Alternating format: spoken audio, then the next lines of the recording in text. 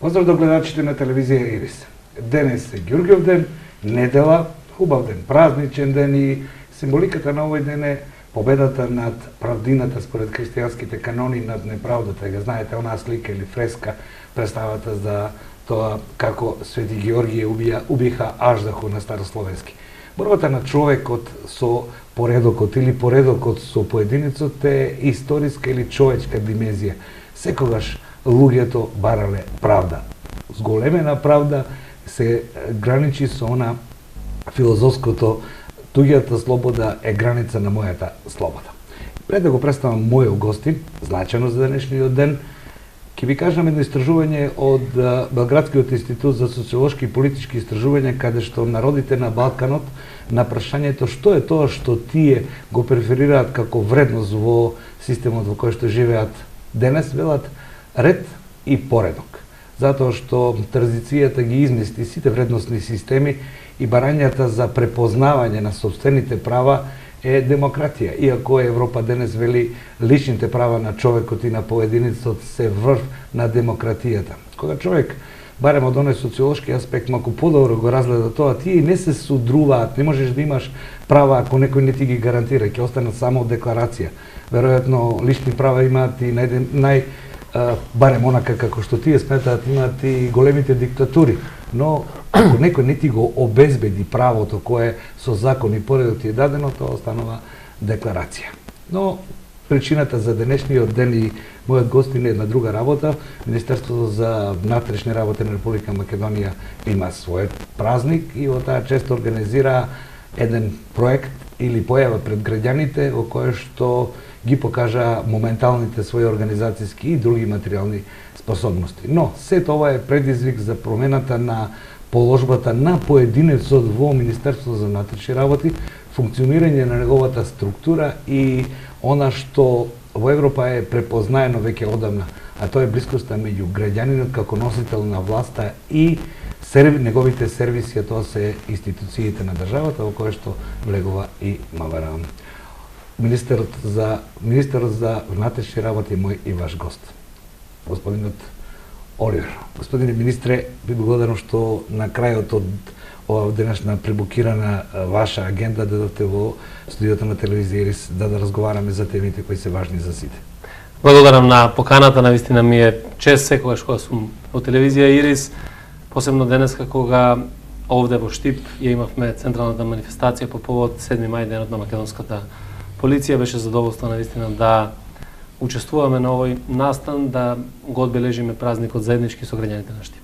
Министре, она што е тренд во светот, а и оние кои малку подолго време се занимаваат со структурата на мената и употребата на полициските сили во државите во Европа, така и во Македонија, можеа да приметат една работа која малку избегнува од нашата представа за полицијата.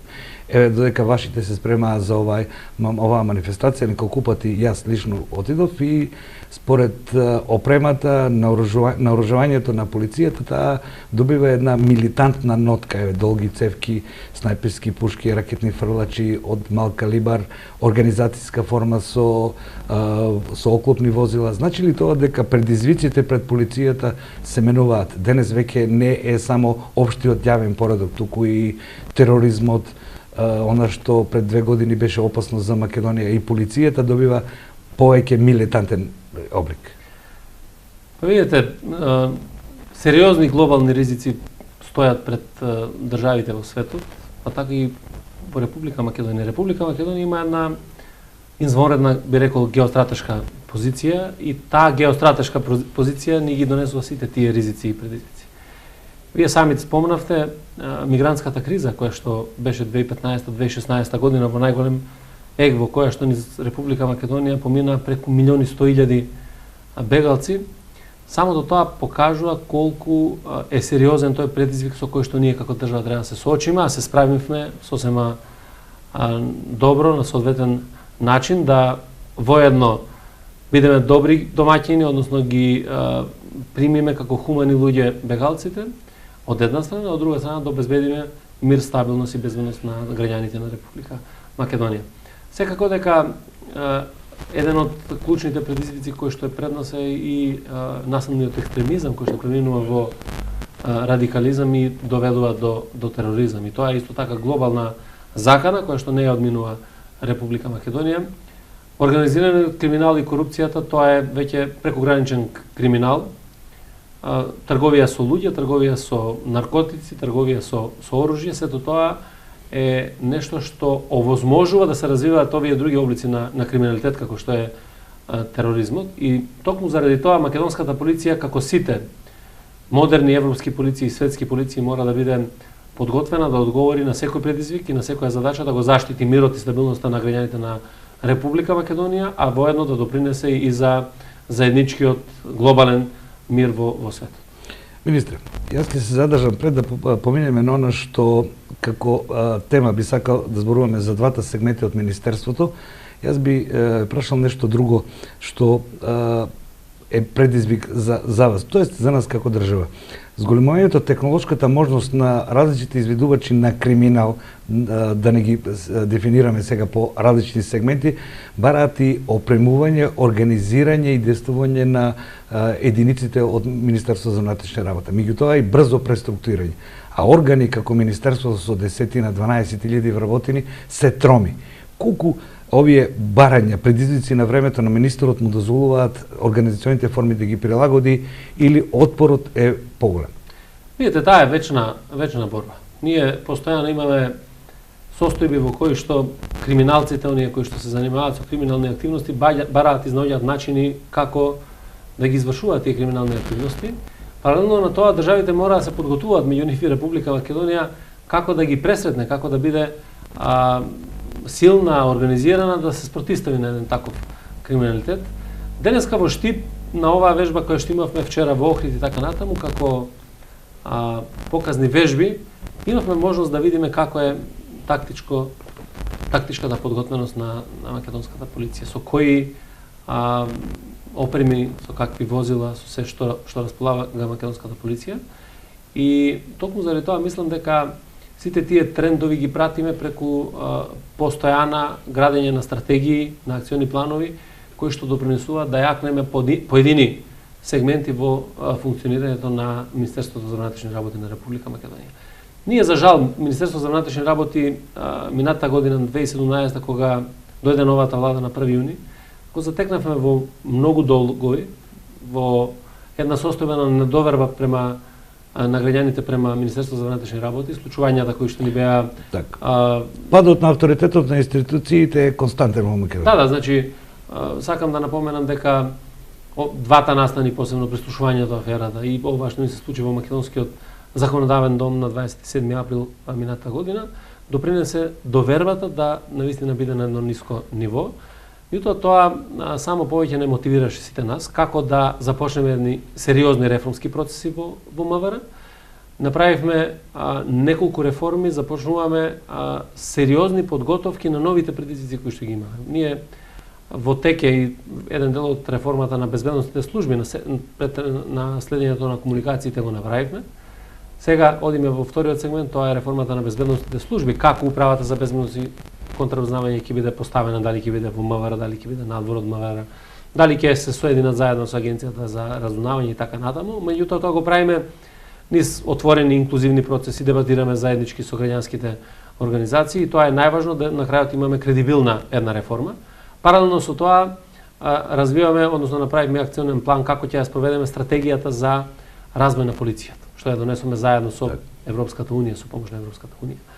Воведовме надворешен механизам за контрола на полицијата, бидејќи и најдобриот, најсуштинскиот апарат, најдобро организиран апарат во било која држава, најдемократска нека е, ако нема доволна контрола, тој сам по себе нема да значи ништо. Затоа е потребно да имаме развиен систем на контрола. Ние досега имавме систем на внатрешна контрола, кој што се покажа дека едно нема кредибилитет, дека интегритетот на службениците кои што работат се на едно ниско ниво, дека е селективна во однос на водењето на одредени постапки, дека не е транспарентна и така натаму. Детектирајќи ги сите овие позиции, направивме реформа и внатре во овој систем на внатрешна контрола, меѓутоа паралелно воведуваме и надвршен механизам на контрола. ги зајакнавме капацитетите за борба против организираниот криминал и корупција преку посебен национален координативен центар за борба против организираниот криминал. Тоа е преговорот и на Европа. Тоа е меѓуресорскиот тим кој што работи сега во составот на Министерството за внатрешни работи. Во теке имплементација на стратегијата за јакнење на капацитетите за водење на финансиски истраги и на конфискување на имот. Тоа беше едно како област која што е детектирана како слабост. Многу важно, многу значајно, многу нов предизвик за нас, за сите за граѓаните, тоа е cyber security или компјутерскиот криминал, на кој што ние треба да ги развиеме собствените капацитети за да можеме да се заштитиме, бидејќи тоа е еден од софистицираните области. Сите реформи и самото постоење на вака гломазни институции нужни за една држава чинат многу, а реформите ги зголемуваат барањата на средства. Во Македонија, кој ги гледаме структурите на структурата на буџетот, до сега се намалуваше ставката која одеше за одбрана, се зголемуваше ставката за МВР, меѓутоа кој ја погледнеш, знаете, самата структура на буџетот според ставките кои одеа за вашето министерство, тука имаше една интересна работа, несоодветност помеѓу двете крила во полицијата и сега, вие сте член на владата. Сметате ли дека зголемувањето на буџетот, кој е дел на МВР, е нужност, бидејќи вие побарувате 7,5%, ако не се лажам, од буџетот за оваа година ќе видиме. Со овој буџет што сега ви е на располагање, можете ли да ги завршите реформите? Или ќе имате во ребалансот барање за зголемување? Па видите, безбедноста е скапа работа и во безбедноста треба да се вложува. И тоа треба да биде јасно на сите граѓани на Република Македонија. Јас сум многу среќен што премиерот господин Зоран Заев е човек кој што дава сериозна подршка и на македонската полиција и на одбраната, односно армијата на Република Македонија.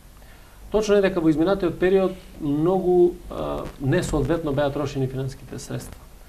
Точно е дека на сметка на други институции имаше поголем буџет Министерството за внатрешни работи. И ако погледнете по структура каде се трошени тие пари, тоа се пред се во опремата за прислушување, се со цел да ги задоволуваат нивните ниски политички страсти, би рекол. Вие знаете дека 20.000 луѓе да прислушувате, да имате преку милион разговори такви. Тоа говореше за еден начин на владење на Никола Груевски на ВМРО-ДПМН и тоа е нешто што како држава ќе ни биде и петно, меѓутоа и ќе ни биде поука за воиднина како треба да го направиме. Реформите бараат пари, бараат финансиски средства. Ние пред се сакаме, и тоа го правиме во изминатиот период, да ги рационализираме нашите средства кои што се сега во буџет на Министерството за внатрешни работи, да вложиме многу пари во опрема, да вложиме многу пари во адаптирање, односно подобрување на условите за работа на македонските полицајци, и тоа го правиме успешно во изминатите, би рекол, 10 месеци. Ние за 6 месеци од 1 јуни до крајот на годината 7 објекти на македонската полиција ги реконструиравме. Во 3 нови објекти набавивме нова опрема комплетно за полицајците. И тие беа пуштени во употреба. Имавме повеќе донации, со тие донации нема ниту ние да престанеме да бараме, ниту пак донаторите навистина покажуваат желба да помогнат на македонскиот безбедносен систем. Пред се граничната полиција има многу помош и јакнење на своите капацитети заради тоа што е нужно потребно. Ние не само што ги штитиме границите на Македонија, ние ги штитиме и границите на Европа генерално, така да дел од тие финансиски средства ние досега се справуваме со сите овие предизвици кои што ги имаме, покриваме дел од трошоците и за реформите. Нормално дека дел од реформата што се однесува на следењето на комуникации и безбедносните служби сега на ОТА ќе бара финансиски средства кои што треба да бидат доделени на оперативно-техничката агенција од страна на државата, меѓутоа ние како држава сме подготвени до крај да ја завршиме таа реформа, да биде таа ефикасна. И јас сум убеден дека владата има разбирање во секој еден сегмент, ако бидат потребни пари за безбедноста на граѓаните, за достоинството на македонските полицајци, тоа ќе биде овозможено и ќе биде добро. Ако има ребаланс, ќе видиме колку пари ќе барате.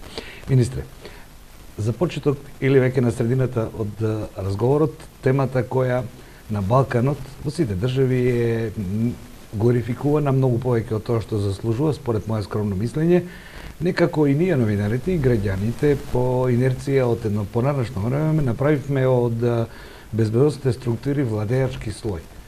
Манипулирањето, поседувањето на податоците се користат во економијата, во корупцијата, се користат во секојдневието, во личниот живот и ние малку преку ислужени инспектори, работници од службите како Божидар, Спасич и така. Останати ние направивме од нив владетели од системот на тајните друштва и така натаму.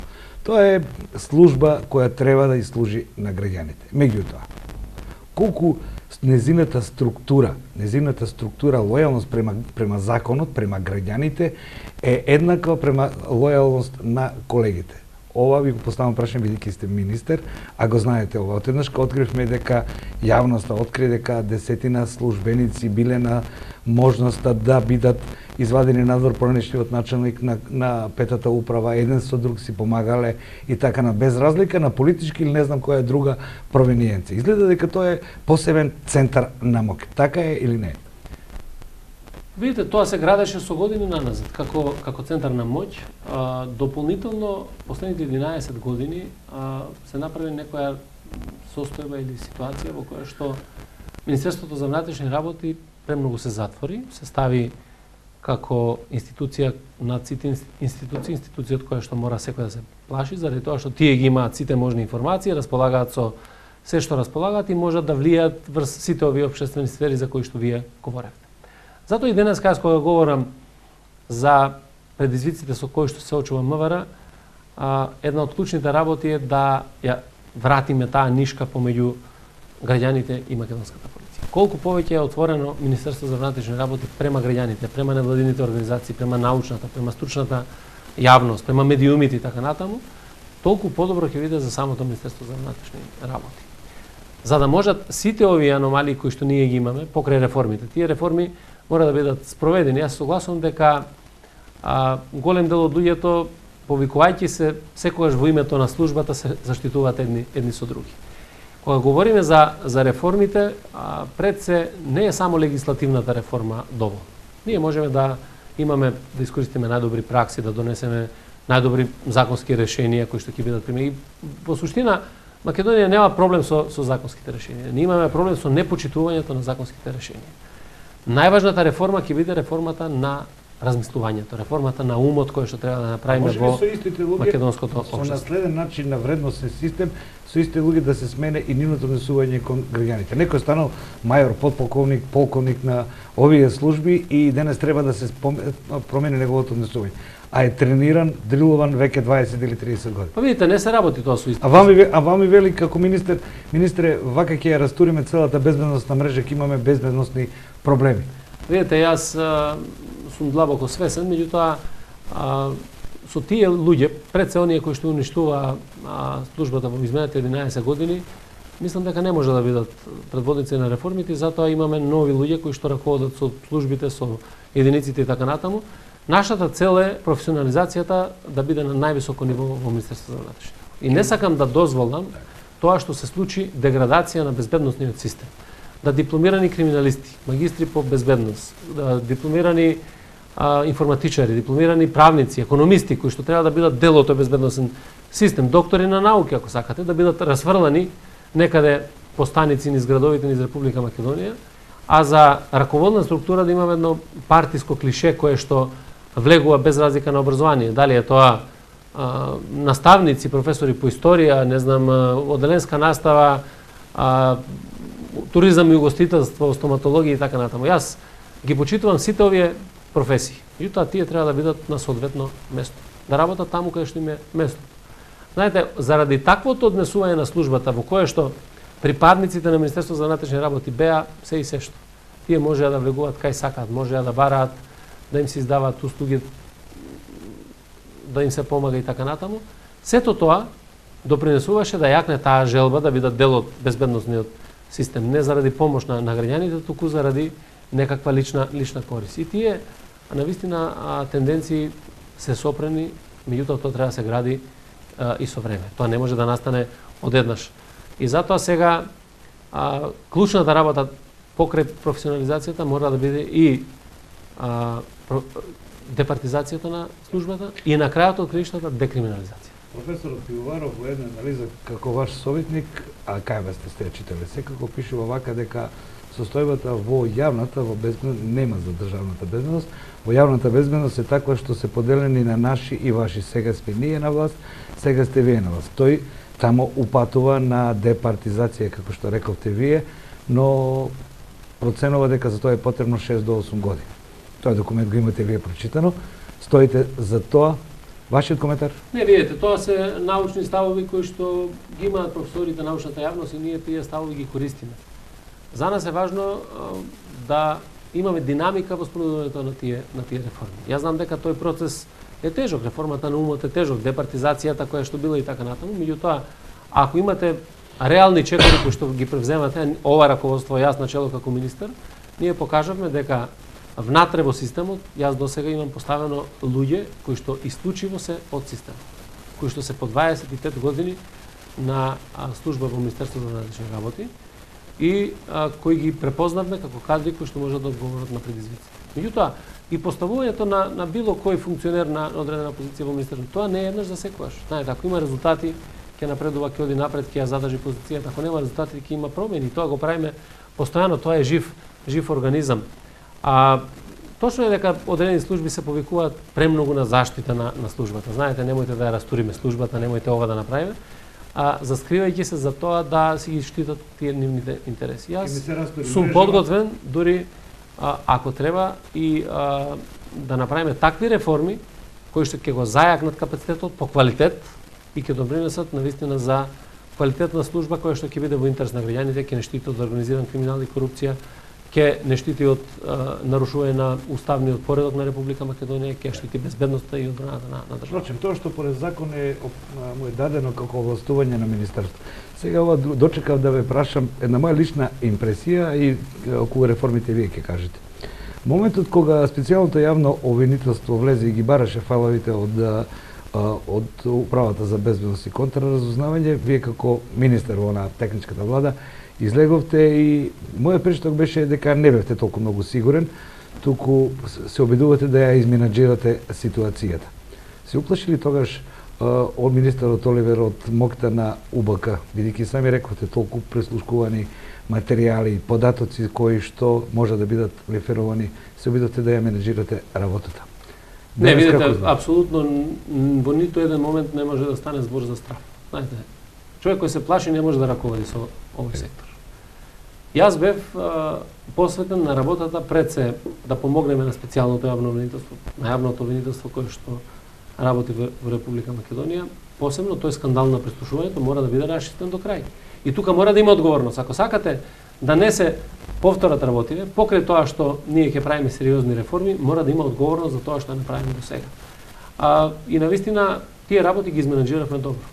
Знаете дека имавме проблем во тој момент заради тоа што имаше директор кој што беше од политичка опција. Познавачите велат дека таа вечер се играше на работа од ситна безбедност. Меѓутоа, во ниту еден момент јас ниту моите соработници не бевме доведени во позиција да се мислиме дали да се спроведе таква активност или не. Напротив, се спроведе, се земе налог од судот за претрес во Управата за безбедност и контраразузнавање.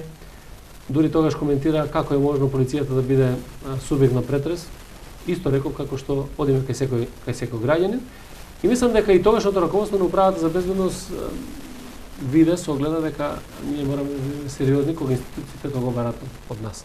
Така да, целиот тој материјал кој што беше потребен за специјалното јавно обвинителство, тогаш во тој момент е обезбеден, беа обезбедени експерти кои што извадија сите можни податоци и логови како подкрепа на сомнежите кои што беа. Меѓутоа, и до ден денешен ние работиме активно и помагаме на јавното обвинителство и на специјалното јавно обвинителство. Знаете, перцепцијата во јавноста е дека Министерството за внатрешни работи тоа приведува, тоа апси, тоа одлучува, меѓутоа тоа не е така. Ние кривичните поставки ги водиме само врз основа на брањата на јавното обвинителство со кое што тесно соработуваме. Министре, една минута пауза за ЕПП и веднаш ќе продолжиме точно со оваа тема. Поштовани гледачи, само кратко па се враќаме во студиото. И еве веднаш во студиото со мојот гост министер за вратиче работи Оливер Спасовски. Министре, предложуваме веднаш таму каде што застанавте. Вие рековте, граѓаните сметаат дека ние приведуваме, дека ние сме силата на репресија, ние поднесуваме подлошки за извршени кривични дела и така натаму. И често пати велат полицијата го открила, меѓутоа обвинителството го вратило, потоа не го прифатило обвинението и така натаму. Новиот закон вели сега ќе видиме кој ќе биде новиот закон за обвинителство, но и сегашниот на сила вели дека тоа се работи исклучиво под капата на обвинителството. Да, тоа е закон за кривична постапка кој што ја предвидува целата таа постапка. Значи, ако стигне кривична пријава до обвинителство, тоа ако има потреба за било какви истражни мерки, истражување и така натаму, бара истражители од Министерството за внатрешни работи дава наредби за наше постапување. Ако доставите една кривична пријава или добиеме сознание за извршено кривично дело, како Министерство за внатрешни работи, ние сме должни во истиот момент да го информираме јавниот обвинител и да бараме и да чекаме насоки за тоа што понатаму треба да се превземе. Значи, и при една кражба, да речеме, во дом или при пријава за насилство или при сообраќајна незгода, веднаш Министерството е задолжено пред да преземе било што да го информира јавното обвинителство и јавниот обвинител ги дава насоките што треба да биде. Значи нема таква појава, Министерството обвинува, а обвинителството ги чува по фиоки. Не, ние работиме заеднички, постапуваме заеднички. Тоа што граѓаните го знаат од порано е дека Министерството тие сите работи ги работи сама. Меѓутоа тоа не е така, него тоа го прави обвинителството и нормално е дека таму каде што имаме пропусти или каде што имало пропусти и во минатото во јавното обвинителство, имало во судството, затоа се прават и таму реформите, ние мораме да направиме се да го заштитиме правниот поредок, да ја вратиме до вербата кај граѓаните да имаат верба во правниот систем на државата, да има некој кој што ќе ги штити за да можат да веруваат на системот на државата. Ние сте поминувме на јавниот дел од Министерството, ама не го завршивме до крајот моите прашања темата за системот на МОК во Управата за безбедност и контраразузнавање. Врз основа на Европски совети, пред некој ден подпишати еден договор размислување со меѓународна организација околу евалуација на вредностите во ваквите служби. Што значи? Предложивте како реформа поставување на агенција која ќе биде со закон овластена за прислушкување, сега сите се плашиме од прислушкувањето, но тогаш што ќе остане од УБК? Кој е крајниот профил на овој организам во Министерството кој досега имаше, да не бидеме пежоративни, досега имаше и големи успеси одржувањето на безбедност на Република Македонија 27 години, но имаше и скриени центри на МАК, тоа го покажуваат бомбите, тоа впрочем и вие како министер го кажете. Која е крајната ваша цел при реформите? Цел на Република Македонија. Прво ќе ја кажам крајната цел. Значи крајната цел на реформите во безбедносните служби и во системот на следење на комуникација е пред се да имаме ефикасна служба која што ќе се грижи за безбедноста на граѓаните и на Република Македонија и да имаме систем на следење на комуникации кој што не може да биде злоупотребен. Систем кој што ќе биде добро контролиран. И затоа таа реформа е во двата дела. Едниот дел е систем на следење на комуникации кој што го завршивме, ги донесовме законите во собранието. И еден од законите е законот за оперативно-техничката агенција. Значи, оперативно-техничка агенција е посебна агенција која што треба да биде мала, ефикасна од професионални работници, која што практично ќе биде агенција која што ќе дава пристап на сите органи кои што по закон се надлежни да прислушуваат. Значи, Министерство за внатрешни работи, Царинската управа, Управа за финансова полиција, военото разузнавање, сите врз основа на закон, а тоа е на барање на јавниот обвинител се доставуваат до судија на претходна постапка, ако се работи за криминал, организиран криминал, корупција и така натаму. После донесување на наредбата, органот што ја добил, ако е тоа МВР, ќе треба да ја достави до оперативно-техничката агенција и оперативно-техничка агенција да дозволи пристап до телеком операторите. При тоа, оперативно-техничката агенција нема можност да ги следи разговорите на пројавите кои што се прислушуваат. Само тоа може да го прави крајниот корисник, односно Таа е само технички трансмитер. Тука имаме, значи, меѓусебна контрола помеѓу две институции. И тоа е втората подобно што е. Ниту еден од органите овластени за следење на комуникации, дали е Царинска управа, дали е Управа за финансова полиција, дали е МВР или воено разузнавање, меѓусебно не знаат кој што бара. Каква е денеска состојбата? Сега имаме состојба во која што во МВР се сите медијациски уреди, МВР сама пристапува до телеком операторите, МВР овозможува пристапи на другите.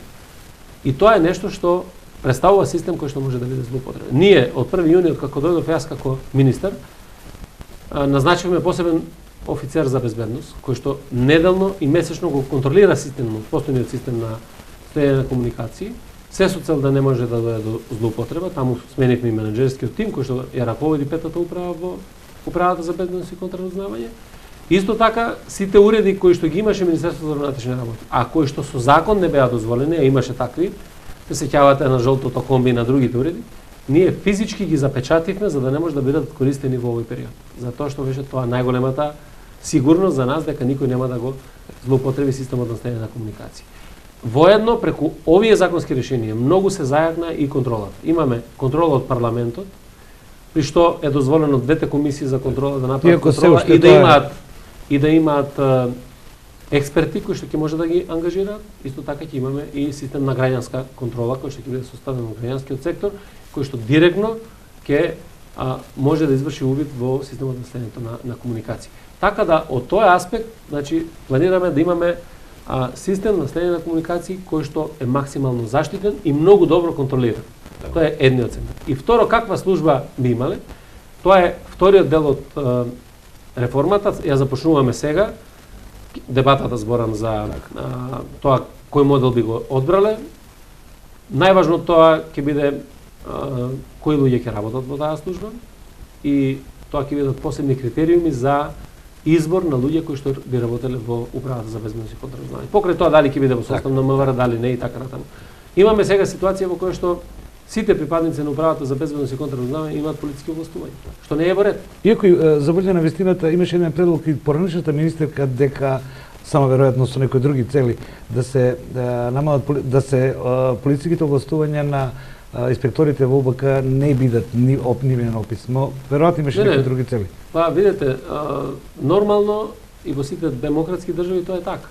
Значи, управата за безбедност и контраразузнавање. Кога можеше да биде ефикасна служба која што ќе ги дава сите информации, ќе ја штити Република Македонија и секоја индиција за криминал, за нарушување на безбедноста, за рушење на уставниот поредок, треба во соработка со Бирото за јавна безбедност, односно со полицијата, да ги анализираат и Бирото за јавна безбедност да постапува тоа што треба. Така, господин министер, впрочем и во Европа искуството покажува дека не сме да се дозволи преголема концентрација на моќ на одредени институции, бидејќи секогаш се подложни на волонтери. За германците од Пулах, Берден го преселија во Берлин и денес од 4 служби имаат 7, меѓутоа Германија, кај нас ние имаме мала држава со големи предизвици, имаме 2 служби. Едната е подпредседател за Агенција за разузнавање и сегашната УБК. Според некои од луѓето кои се разбираат од тоа, велат дека е можно нивно спојување, посебно ако ОТА со закон децидно е одделена од нивното влијание. Да, ОТА е посебен сегмент, значи таа е одделена со закон. Се размислува ли за спојување на овие две служби? Ние, па тоа е сега во вториот дел од реформата, треба дебатата тоа да го покаже. Дали Министерството за внатрешни работи, односно управата за безбедност ќе биде дел од Министерството, дали ќе биде посебна институција надвор од Министерството, дали ќе ги имаме споено овие две служби па би формирале една, дали ќе останат двете служби. Значи има многу и про и контра аргументи за едното и за другото. Меѓутоа, тоа не би сакал јас да го прејудицирам сега. Јас имам став мој по однос на овие прашања, меѓутоа сакам да ги сослушам граѓаните, невладините организации, да слушаме научната стручната јавност, на основа на тоа да донесеме одлука како ќе реформираме безбедносната служба. Нашата цел е крајно да имаме ефикасна и модерна европска служба која што скоро сите земји влегува во реформи на ваквите системи, безбедносни системи, освен балканските, каде што власта воглавно ги користи ресурсите на ваквите институции за лукративни или некои други цели. Тоа е општа појава на Балканот. Вие ќе се обидете тоа да го направите, а ние ќе следиме што вие правите заради јавноста. Вие треба да ни помогнете. Така, и медиумите и сите граѓани на Македонија треба да помогнат во реформите, јас тоа го барам. Така, министер, јас не случајно реков дека и ние новинарите сме учесници во сета ова глорификација на центри на моќ или не знам на ислужени инспектори, началници и така натаму. Помалку институциите, нашиот наратив народен е барањето на моќни луѓе и така натаму. Затоа реков социолошки истражувања велат така. Министре, она што на граѓаните секојдневно им е најважно, а тоа е сектор, каде што тие се среќаваат со полицаецот, се среќаваат со сообраќаецот, со службите кои ги земат нивните податоци, кои се грижат за нивната секојдневна јавна безбедност. Овде, да бидеме критични, драстично е намалена, можеби не драстично, но намалена авторитетот на она што се нарекува полицаец како појавен облик пред граѓаните. Граѓаните имаат доверба, но се уште тоа не е доволно за тие да бидат граѓани. Значи, она што ми е прашањето до вас. Дали реформите ќе одат кон цел да полицијата, безбедност, овие јавна безбедност биде сервис на граѓаните или ќе биде сервис на власта? До сега беше сервис на власта. Да, па тоа е една од клучните работи во спроведувањето на стратегијата за развој на полиција. Значи, преку акцијските планови се развиваат многу програми кои што треба да ја имаат таа крајна цел.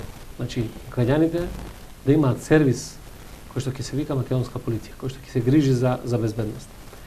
И токму сега во предвечерието на 7 мај, денот на македонската полиција, сакам ова да го кажам, ние и оваа манифестација што ја правевме неколку дена, прво во касарната Ѓорче Петров, после во Охрид, денеска во Штип и утре во Скопје, по повод денот на македонската полиција е под мотото МВР за граѓаните. Значи, нашата цел е да ја направиме службава за граѓаните. И стварање на таква една модерна, ефикасна служба во делот на јавната безбедност, тоа ќе значи посебен пристап на полицајците, континуирано учење, добро опремување, неселективност во постапувањето. Да ги детектираме и да ги отстраниме сите криминални структури во рамки на Министерството за внатрешни работи, бидејќи такви постојат, бидејќи сето тоа го руши угледот на македонската полиција. Вие ако гледате дека 11 години немате униформи за полиција, ако македонската полиција на 1 јуни ја затекнав со само 7 дрегери за алкотестирање, ако имавме многу малку 11 некаде радари кои што работат само за проверка на прекумерната брзина на возилата, сето тоа покажуваше колку е срушен овој систем. И затоа ние се определивме веднаш од 1 јуни да сите пари ги насочиме кон подобрувањето на условите. Бидејќи не можете да имате добра безбедност ако немате мотивирани полицајци. Затоа започнавме со реконструкција на полициските станици, набавивме униформи, после многу години, скоро 13 години, целосна униформа имаше одделот за обезбедување на лица и објекти. Денеска ја презентиравме овде на стадионот во Штип и новата униформа на единицата за специјални задачи. Купивме нови 80 дрегери, купивме нови 30 радари. И сега последиците се многу повеќе казни, министре. Не, последиците во сообраќајот. Последиците се по животите на граѓаните. Многу жртви, а мора да има контрола. Без контрола ние тоа не можеме да го правиме. Иако и тоа е процес кој треба од најмала возраст да се процесуира низ училиштата за подигнување на свеста на сообраќајната култура, меѓутоа опременоста на полицијата мора да биде на едно соодветно ниво. Исто така, ние се договоривме од 1 декември 2018 година, заедно со Македонскиот полициски синдикат, подпишуваме таква спогодба, ќе зголемиме бодови, односно ќе зголемиме платата на основните полицајци, оние кои што работат со граѓаните. Тоа е некаде околу 4900 полицајци ќе добијат повисока плата од 1 декември оваа година, затоа што сметаме дека и на тој начин ќе ги мотивираме полициските службеници. Паралелно со тоа, ние веќе започнуваме еден процес на активирање на сите совети за превенција во општините, правење на акциони планови, како тие совети за превенција да поминат во секоја местна заедница и секој училиште во Република Македонија. Да разговараат со луѓето, да ги чуеме луѓето што е тоа што имаат потреба да го кажат на македонската полиција и да го добиеме тој повратен одговор. Бидејќи мораме да ја возобновиме, да ја вратиме врската помеѓу граѓаните и полиција. Таа беше прекината. Што се оние ваши службеници кои со овие вредности, системи и правила не можат да се справат? Па тие со кои што не можат да се справат со овие вредности, принципи на работа, тие не име делот од безбедносните служби. Ние да знаете дека од 1 јуни јакнењето на тој систем на внатрешна контрола е на едно високо ниво. Ние имаме многу кратно зголемени контроли и подигнување на дисциплински постапки и санкции за полициските службеници. Дури имаме 34 кривични пријави против полициски службеници. Вие бевте сведоци неодамна, и на полициски службеник, инспектор во Штип, кој што се обиде да ја злоупотреби својата функција. И овде упатувам порака до секој еден припадник на македонската полиција, дека единствено е должен на граѓаните на Република Македонија, оние кои што го полнат буџетот, и од тие пари полицајците земаат плати. На никој друг, на ниту една политичка гарнитура, на ниту една политичка опција, на ниту една криминална структура не треба и не може да бидат одговорни. И треба да одговарат пред граѓаните на Република Македонија. Секој еден кој што не се чувствува подготвен за ваква работа, секој еден кој што сака да биде бизнисмен, да води бизнис, а не да работи во полиција, на него не му е местото тука. И ние веќе со раководството на Министерството за внатрешни работи размислуваме, веќе имаме и на хартија ставено одредени начални ставови во однос на ова прашање. Ние ќе мораме да направиме една катарза, едно прочистување, еден ветинг процес на македонските полициски службеници и да тие криминални структури, тие делови од полиција кои што се однесуваат несоодветно, да бидат надвор од Министерството за внатрешни работи. Бидејќи не може една група од луѓе, која што е мала, тврдам дека е мала група на луѓе во македонска полиција, кои што се занимаваат со такви нелегални активности, кои што се занимаваат исклучиво со партиски активности. Ние имавме случај да видите како било порано, како го нарекува Министерство за внатрешни работи и како се правеле штабови во рамките на Министерство за внатрешни работи.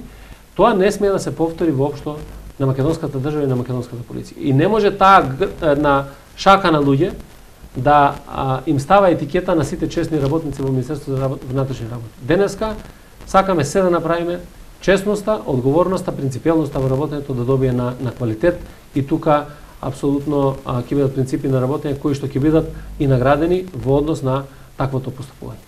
Министре, овде мора да ве прашам за едно друго ваше мислење при прекршок и при констатација на граѓаните дека се прекршени нивните права од службениците на МВР. Ви ги упатувате на редовните судови и на обвинителството да си ги барат низ процедурата.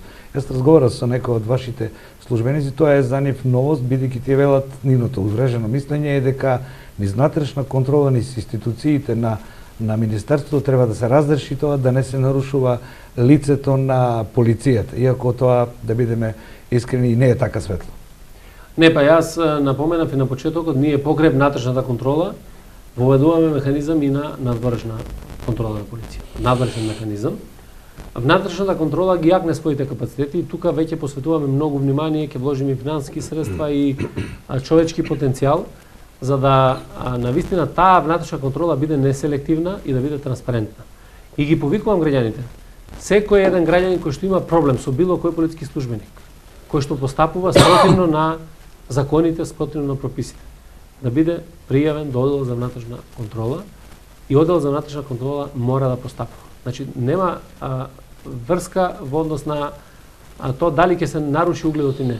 Мислам дека за скривањето на состојбите Така. и оставањето на проблемите под тепих нема полоша работа за македонската полиција. Ние треба да бидеме транспарентни, тоа што се случува да го покажеме пред граѓаните на Република Македонија, тие што се виновни како полициски службеници да носат одговорност. Има случаи во кои што има и неосновани пријави, меѓутоа тоа го утврдува внатрешната контрола и тоа е добро и за полициските службеници, добро и за граѓаните. Воедно со воспоставувањето на надворешниот механизам се воспоставува посебно оделение кај Народниот правобранител, кој што ќе биде составено и од невладините организации. Ќе има и посебно оделение во јавното обвинителство за гонење на организиран криминал. Тоа е предлогот на новиот закон за кој што е работен заедно со експерти од Советот на Европа. Законот за јавно обвинителство е двотретински, уште не е донесен. Јас очекувам опозицијата да биде на висина на задачата, да го изгласам и овој закон, за да се воведе механизам на контрола на македонската полиција. Тоа е во интерес на Република Македонија. И секое пречекорување на законските овластувања, извршување на кривично дело и така натаму, веднаш треба да биде пријавено до ова надлежно обвинителство кое што ќе постапува. Така да зголемувањето на таа двојна контрола која што ние направивме ја покажува нашата решеност да навистина градиме систем во кој што македонската полиција ќе биде сервис на граѓаните. Во преговорите со Европа за мерките на разни европски комисии, две точки може да се манифестираат, упатени до вас. Ги има многу, нели, во разни сектори од држава. Едната е спроведување на политиката на Министерството на цела територија на Македонија, бидејќи се уште кај нас има од време на време вреженост дека полицијата не е рамноправна на сите територии. Го знаете, она прашање мојава колешка што го постави: во Тетово се пуши, во Штипне и така натаму. Правилата на полицајците не постапуваат еднакво и така. И останато како точка за кое што се барање, значи, на целата територија, и второто е корупцијата како нотираност на сите замерки алфа и омега на оно што го имаме до сега. Како новинари, како граѓан ова Република Македонија, ги прочитав проценките дека над 30% од обшествениот производ за Република Македонија има коруптивна основа, оди на корупција. Тоа значи како граѓани 30% од она што го произведеме некој нелегално ни го зема, не плаќа порез за него или не го заслужува. Можно ли е Министерството на чие чело сте вие да ги постигне овие две точки? Ние, тоа ни се врвни приоритети. И во однос на постапувањето на цела територија на Република Македонија веќе покажуваме резултати дека навистина Министерството за внатрешни работи врз основа на своите надлежности постапува секаде. Па вие можете да бидете сведоци сега во градот Скопје како сите заеднички полициски службеници учествуваат во сообраќајни контроли, во обезбедувањето на јавниот ред и мир. И тоа е поздравено од сите граѓани на Република Македонија. Граѓаните на Република Македонија посакуваат мир, стабилност и безбедност. Так, иако за Скопје, простите министри, вие изјавите дека немате доволно полицајци за Скопје да се проведе проектот полицајец на улица или позорникар, како што порано ние ги нарекувавме, и дека тоа ќе почне во вториот дел. Да, ние во Скопје и во СВР Охрид имаме најмал број на полицајци, меѓутоа имаме добро разработени планови, сега носиме и полицајци од внатрешноста на Република Македонија кои што работат во Скопје, додека во другите сектори за внатрешни работи го воспоставуваме и тој проект, малски полицаец или позорна служба, што е исклучително важна, и таа ги гради тие врски пријателски односи помеѓу и партнерски помеѓу полицијата и граѓаните. Тоа ќе допринесе да и граѓаните бидат послободни да пријавуваат настани, да се зближуваат со полицајците, бидејќи и тоа беше еден своевиден проблем во изминатиот период. И со самото јакнење на капацитетите на полицијата, едукацијата и така натаму, континуираното образование, таа позиција на полицијата ќе биде се посилна и посилна. Вториот елемент, борбата против криминалот и корупцијата, е суштински елемент и ние тука апсолутно настапуваме многу сериозно, неселективно према сите, се со цел да овие облици на криминалитет бидат намалени и доведени до едно најниско можно ниво. Бидејќи навистина корупцијата ни ја јаде државата. Корупцијата ги јаде и новите работни места. Корупцијата, иако мислат поединци кои што се склони на коруптивно однесување и криминално владење или криминално настапување, дека тие нешто добиваат. Напротив, сите губат. Тие мислат дека она што ќе го земат од државата, од каде е во државата? Па тоа е повторно од нас и од нашите деца. Нема градинки, сите нема тие патишта. функционери. Еве, ние ќе ви дадам еден податок. Кривичните дела кои што се однесуваат на злоупотреба на службена положба и овластување во изминатите 9 месеци се зголемени за 112% поднесени кривични пријави. Тоа значи колку Министерството е посветено кон сузбивање на овој криминал на државни функционери. И ова е порака и за новите државни функционери. Ова не е порака само не е освета на политичка или партиска основа или законска. Ова е порака и затоа ве обвинуваат. Ова е, не, видете, обвинување секогаш ќе има. Знаете, никој кој што е фател криминално дејание или активност не признава дека тоа го прави. Меѓутоа, наша работа не е да ние само слушаме дали некој не обвинува или не фали.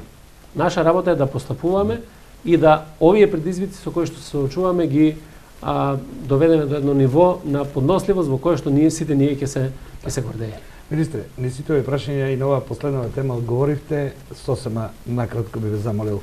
Постоењето на вакви крупни системи без наука е неможно.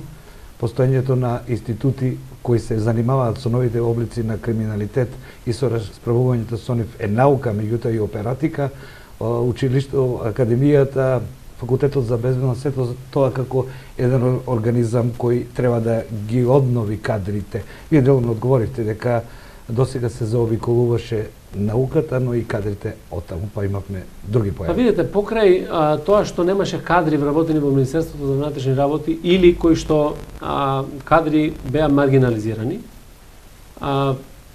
Вториот сегмент беше прекинувањето и на соработката со научните институции, со Факултетот за безбедност, со Институтот за одбрана и мир на Филозофскиот факултет, со приватните факултети што имаме за безбедност и така натаму. А ние токму заради тоа кога говорам за отвореноста на Министерството, првиот елемент што го направивме е овој, да ги вратиме и обновиме тие наши врски. Имаме одлична соработка со Факултетот за безбедност, ние сме во постојани контакти, договараме нови проекти и тоа е нешто што ќе допринесе за многу подобра ефикасност во иднина. Тоа го правиме исто така и со Институтот за одбрана и мир. Меѓутоа, покрај ова, важно е да покажеме подготвеност да ги интегрираме тие кадри кои што произведуваат од овие факултети. И затоа најавувам јас во наредниот период дека многу скоро ќе имаме распишан оглас за вработување на дипломирани криминалисти или луѓе кои што завршиле факултет од областа на безбедноста, правници и економисти. Читам некаде деновиве дека опозицијата ме обвинува ќе имало нови вработувања во Министерството за внатрешни работи.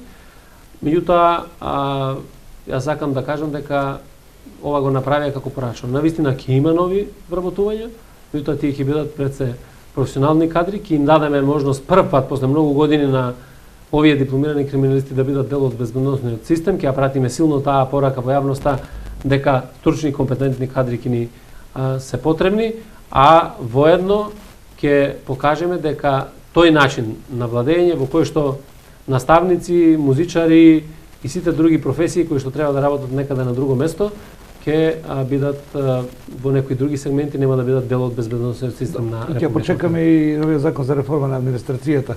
Предпоставувам дека и оде ќе се најдат некои излазни решенија околу кадрите кои се несоодветни за Министерството за внатрешни работи. Да, ние работиме по закон за полиција и закон за внатрешни работи. Тие ни се клучните законски решенија врз основа на кои што постапуваме, меѓутоа најважно од се е пак да имаме политичка волја која што ќе даде можност на овие млади кадри. Министре, предизвиците секогаш стојат пред секоја генерација. Вашата генерација е на пат да ги разреши некои од последиците или некои предизвиците на денешното време. И вие сте министер на Министерството кое сноси одговорност за тоа. Меѓутоа некојаш е време и за празнување. Јас во името на сите мои колеги од Ирис телевизија, вам и на сите припадници на Министерството им го честитам утрешниот празник и им посакувам да работат во склад со својата совест и со склад со законот. Ние повторно имаме представа не за британски боби и да не наречем идеолошки народна полиција, туку за нашите полицајци кои не се и комшии, но и службеници на мирот. Ще да ви благодарам што бевте добро. Благодарам и јас и сакам во предвечерието на 7 мај на сите припадници на македонската полиција да им го честитам денот на македонската полиција, да им посакам многу добро здравје, успеси во работата и да бидеме навистина гордост на македонската држава. Уште да ви благодарам. Почитувани гледачи, ова беше мојот разговор со министерот за внатрешни работи, а кога ги читате анализите или теориите, например на Лидел Бихард, како се прави организирано безбедносно општество, тој вели вака: репресивниот апарат е само врвот на еден леден брег, каде што личната култура за безбедност во она влегува правна држава е најголемиот дел. Она што е забрането не е дозволено, а она што не е дозволено е наредот на репресивниот апарат. Овие работи не се во спротивност со демократијата, иако ние велиме дека демократијата се само права, а одговорностите одговорите самите ќе си ги дајете. Јас завршив со мојот интерес. Гледаме повторно во Отворена антена.